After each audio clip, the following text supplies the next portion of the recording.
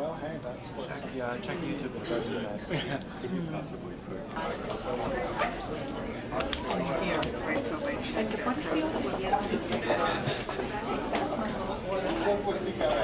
Hi, how are you?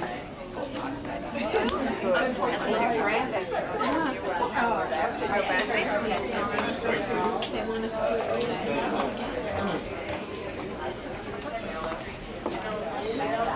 Hello. You can't hear when they are. I've been right here. I've been here for quite a while. Good. Your table. Go right in there.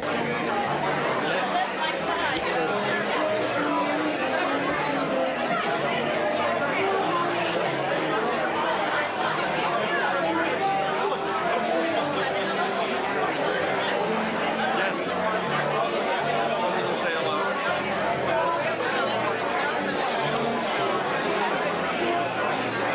Let's head over here. Exit that end of the room.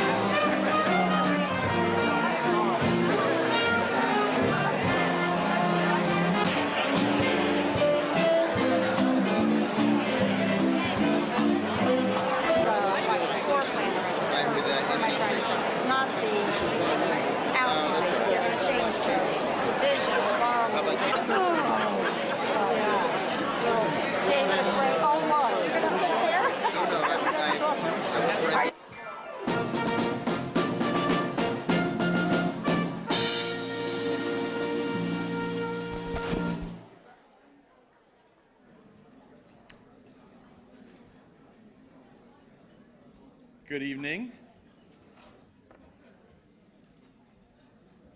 We had such a good time here last year that we decided to come back. Good evening and welcome to the American Skin Association's annual gala. Tonight we celebrate a decade of innovation, education, and research. Our ASA has spent 20 years as the premier organization fighting melanoma, skin cancers, and other skin diseases. 20 years of helping spur the public to be vigilant about skin health. Since our founding, we have committed over $6 million to advance research into the cause, prevention, and treatment of these skin disorders. With that in mind, tonight I'm pleased to announce that we've raised more than $550,000 for tonight's gala. Thanks to all of you. Without dwelling too long on the financial state of affairs, I do want to express our special gratitude to each of you for your support in this tough economy. I particularly want to thank our dinner chair, David Piat, Chairman and CEO of Allergan, Inc., and the Allergan Foundation for their generosity this year. Although David couldn't join us tonight, I'd like our guests at the Allergan table to stand and be recognized. Who are you?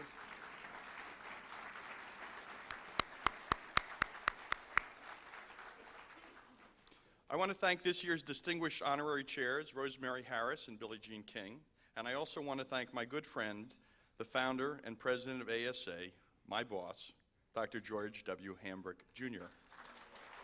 George, where are you? It's tough to locate anybody with these lights. But anyway, just a word about George, not in the script. As you know, he's one of those unusual people. He's a couple years older than I am. He's dedicated his entire life to helping others through medicine, through clinical practice, through research, and making sure that the profession of researching clinician and research scientist is one that we have funding for, so that we can make the kinds of breakthroughs, some of which you'll hear about this evening. So George, this is, all of us are here because of your vision and your dedication, and we salute you this evening.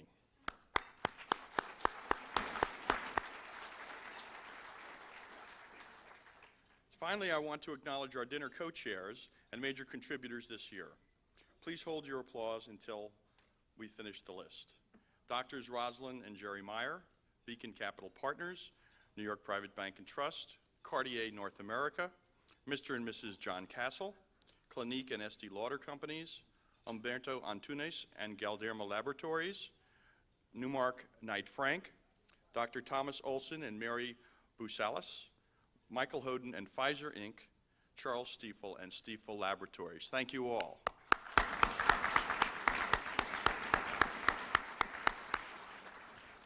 Now it's my pleasure to introduce our Master of Ceremonies. Many of you know him from NBC Sports, where he keeps a busy schedule covering a number of sports. He's the host of Wimbledon and the halftime show of Notre Dame football games, and covers some of the tough assignments for golf, including the U.S. Open, the Ryder Cup, and many PGA events.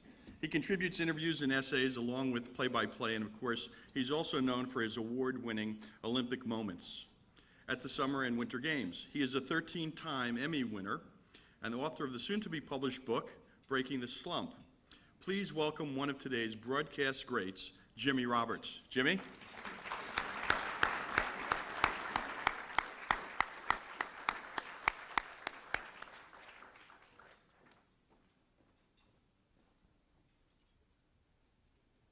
Howard, thanks. My wife would kill me if she knew I told this story, but it's apropos of really nothing at all, but I wouldn't have any other opportunity to tell it, and so I have to share this with you. The last time I was in this room was about 15 years ago. About 4 or 5 couples, we came up here on a Valentine's Day, just decided that we would make an evening out of it. We were having a great evening, and the band was playing, and midway through the evening, they broke into a Beatles medley, and we were all enjoying it. None of us more so than the lead singer, who really was channeling Paul McCartney, until she looked down about halfway through and realized that Paul McCartney was sitting at the first table. That's the last time I was here. There's no punchline. So, but I just had to share that. Anyway, thank you all so much for inviting me here to join you this evening on this wonderful occasion, a night when we honor three of the world's great researchers, the founder of one of the world's most admired companies, and of course, one of sports' most enduring legends. You know, through the years, I have been called upon to report on and speak about a number of different things, but I had a feeling that tonight was going to be a little bit out of my element, especially considering the accomplishments of the people who are gathered here this evening. So I did what I often do when I find myself facing something that I'm not sure which direction to proceed. I called my mom. Talked to her a couple of days ago. She lives down in Florida, and I said, Mom, I'm going to be asked to say a few words about skin health at a black tie dinner at the Rainbow Room in front of a gathering of the American Skin Association. You have any thoughts on that? What should I talk about? And there was a pause on the phone for a moment, and Mom said, oh dear, you have quite a history with skin issues, and you go back 40 years with this issue. And I said, really? Please share this with me. I'm not sure I know what you're talking about. She said, well, don't you remember that time back in 1965 when your father and I sent you away to summer camp and you got impetigo on your rear end? It got infected and we had to send you home. It was very, very important in your life. Thanks, Mom. I knew I could count on you. The fact is, no matter who you are, you really don't need to look too far to understand the importance of skin health. When I really did sit down to think about this, the first thought that came to my mind was my oldest friend in life, the man who was best man at my wedding, just 3 years ago, was diagnosed with 2 life-threatening melanomas, and if not for the vigilance of a really good doctor, my friend probably wouldn't be here tonight. But thank God he's healthy, and he works indoors. He's an office worker. But I think about so many of the people who work outdoors, like what I often do, and we see it all the time. I can't help thinking about a man I used to spend a lot of time with, a former colleague and still a friend of mine, Andy North, who won the U.S. Open Championship 2 times, also won the Westchester Classic here at Westchester Country Club. Just a few years ago, Andy had to have a big piece of his face carved away just because he hadn't really paid attention to something which is really, really so important. I don't think I have to tell anybody here about the importance of skin health. Skin cancer is the single most common type of cancer here in the United States, and everybody can probably tell a story or two. So it's great that we can gather here tonight and celebrate some of the success stories and talk about some of the really positive impacts that people have made when it comes to such an important issue. And to that end, it's time to present our first award and to present the Lifetime Achievement Award in outdoor sports. Howard, why don't you do the honors? Is that yours or is that mine? Thanks, Jimmy. Here, take that. Jimmy, next time you're at a crossroads and you're not sure what to do, just have a glass of scotch. No, Mom's much better. Quite a story she came up with there. Okay. I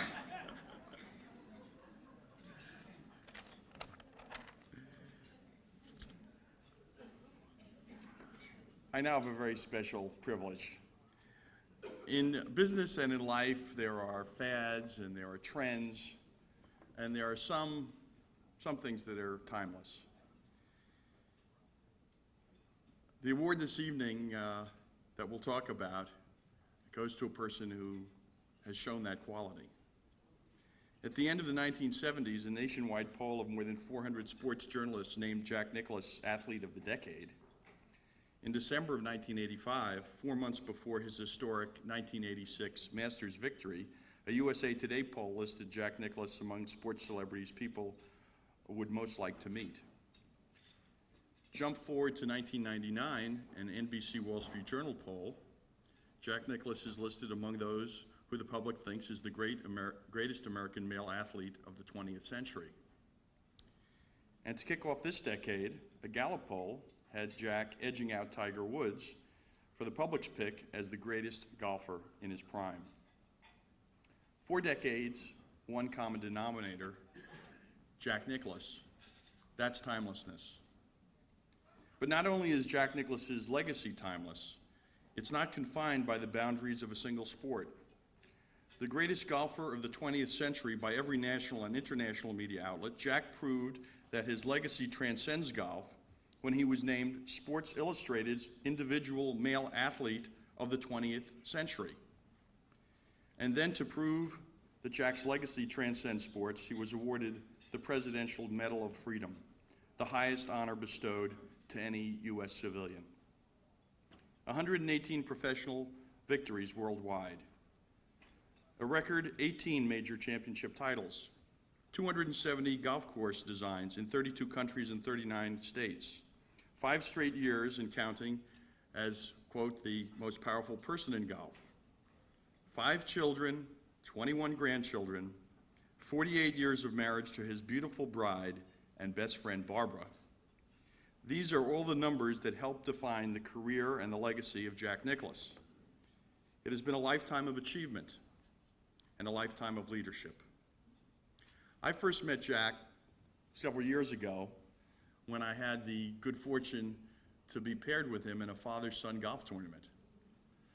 And in that tournament, the people in the locker room said, "Wow, how did you manage to get paired with Jack? And this is really fabulous, but have you given any thought to the fact that Jack Nicklaus is going to be watching you hit every shot?" Well, that thought stayed in the back of my mind, and every shot wasn't exactly as crisp as I would have wanted, but the one thing that was working for me that day was my sand game. And I had been in a number of sand traps, and I'd gotten out of each of them on my first attempt, which for me was batting 1,000. Nothing else was really working that well. The fathers were hitting from the back tees, and I wasn't necessarily getting onto the fairway on my first attempt. And things were kind of going down from there. But the sand game was working fine. And when we got to the 11th hole, I looked at the ball and said to myself, sooner or later, I'm not going to get the ball out of the sand on the first try, but here goes. And they're right out of the sand. Went about 15 feet by the hole, and I'm thinking, this is great.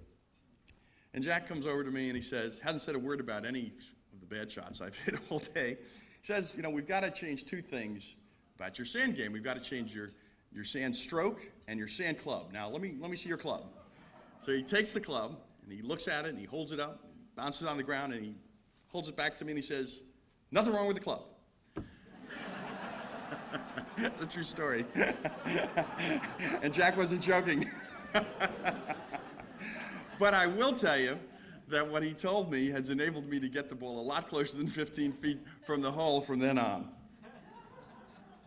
Today, I'm proud to call Jack Nicklaus my business partner and my friend. And tonight, we at the American Skin Association are proud to honor Jack with our Lifetime Leadership Award in Outdoor Sports. Ladies and gentlemen, the Golden Bear and our gold standard, Jack Nicklaus.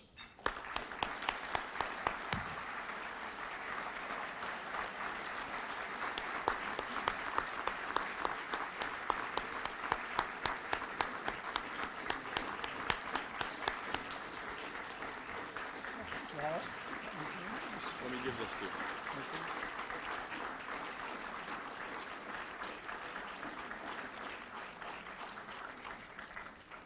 Jack, on behalf of the American Skin Association, I present you with this award, which notes visionary, planner, architect, athlete, mentor, philanthropist, recognizing His lifetime dedication to the appreciation and development of the sport of golf and its substantive role in the happiness and health of mankind, and ever-increasing philanthropy for the benefit of people, particularly children. He truly has made a difference in the lives of millions. Jack, Thank you, Howard. congratulations. Thank you very much.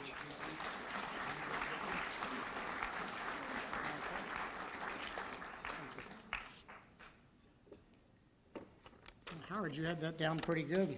It's about the way I wrote it there. Pretty close.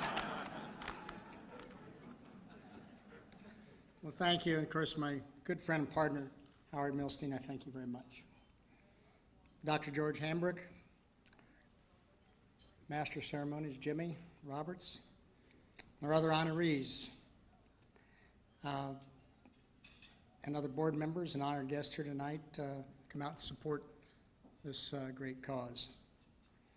You know, this is a tremendous honor, not only because it comes from an organization that has meant so much to my friend Howard and his wife Abby, but because you have chosen to recognize me in the leadership capacity.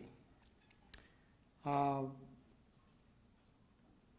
means you must have been leading for a while, which also means I must be old, or at least getting there. At least I'm feeling that way.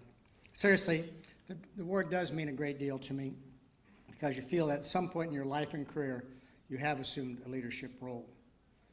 And, you know, I grew up playing sports, obviously, and being outdoors all the time. Skin was always an issue. Skin problems were always an issue to me. And I was one of the fortunate ones. I started using sunscreen when I was just a kid. And my arms, I was on my face. I unfortunately was not quite as, I treated my arms quite as nicely. And I keep going to my doctor, and he keeps saying, he says, "You amaze me." He says, "I can't believe how good your face is." And I says, "Take a look at my arms." And, you know, it's a difference, obviously. It's a big difference. I wore a golf glove all my life on my left hand, so it was never exposed. My right hand looked like it was 100 years old, and my left hand looked like it was 20 years old. Well, but playing up, I love playing sports. I played, you know, football, basketball, baseball, ran track. I loved all sports. But I gravitated to golf because it was an individual sport. And it was a sport that I could go out and it was just me against the golf course, or me against the elements, or me against me. It was something that was very, very special. In team sports, you know, you have your natural leaders. You have the quarterback. He takes care of the team. Or in basketball, it's the point guard, or whatever it might be. But in golf, you're out there sort of by yourself. You're out there sort of on an island, and you feel like you know you can't set example to your teammates, but you got to set an example by how you handle yourself. And you know, outside of an occasional team event, golf has afforded me a way to lead, and as I said, by example. You lead by your skills and your makeup and your character. They're always on full display. And I know if Billie Jean King was here today, she'd understand that, because she's out there, was always out there by herself and always in full display. And you don't have any teammates to hide behind. So you've got to lead the proper way. Golf, to me, is the greatest game of all. It's, you know, in all other sports, you really have many different things happen, but you always have somebody else there. But in golf, you know, in basketball, it's for just instance, you have 3 officials to monitor 10 players on a court. In golf, we have over 100 players on the golf course, and you monitor yourself. You call the rules on yourself. So you have to lead properly. You know, I do not believe that you make decisions based on emotions. You make decisions based on principles. On the golf courses, the decisions you make and the manner in which you conduct yourself should be in the best interest of the game. And off the course and life in general, my principles were based on what was best for my family. I think by putting family first in my life has given me more balance, more perspective, and a greater ability to lead. And, you know, and a smart man who has a wife like Barbara also knows when to follow. And Barbara, my wife, is right back here. If Barbara, say hello. Just give a little wave back there, if you would.